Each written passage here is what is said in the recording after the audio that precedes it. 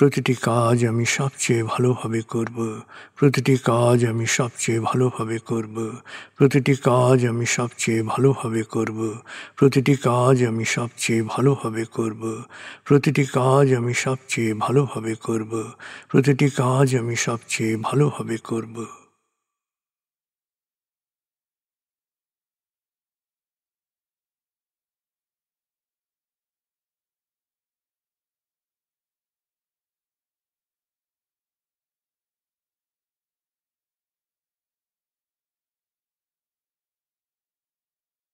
আপনি মনের এক গভীর অবস্থায় অবস্থান করছেন। এবার আপনি নিজের জন্যে বা অন্যের জন্যে বিশেষ একটি প্রার্থনায় মনোনিবেশ করুন।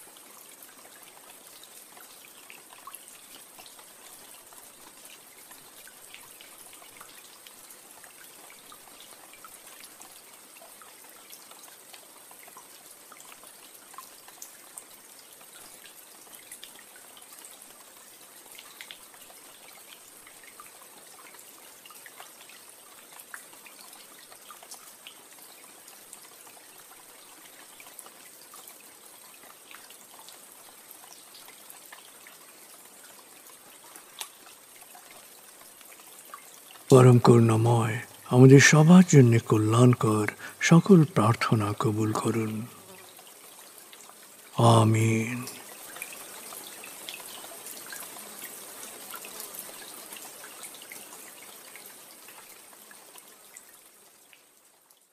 প্রিয় শরীর, এক চমৎকার আবেগময় সময় কাটিয়েছেন আপনি।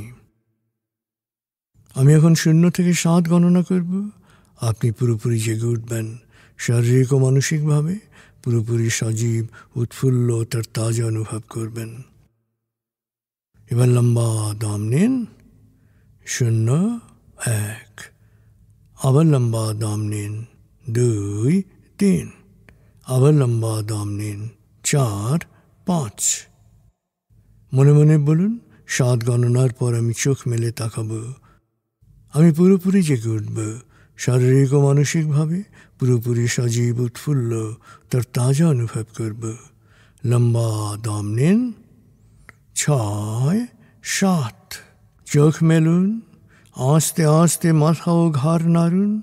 পা টান টান করুন। হাত নাড়ুন। জোরে বলুন, বেশ ভালো লাগছে, বেশ বেশ ভালো লাগছে।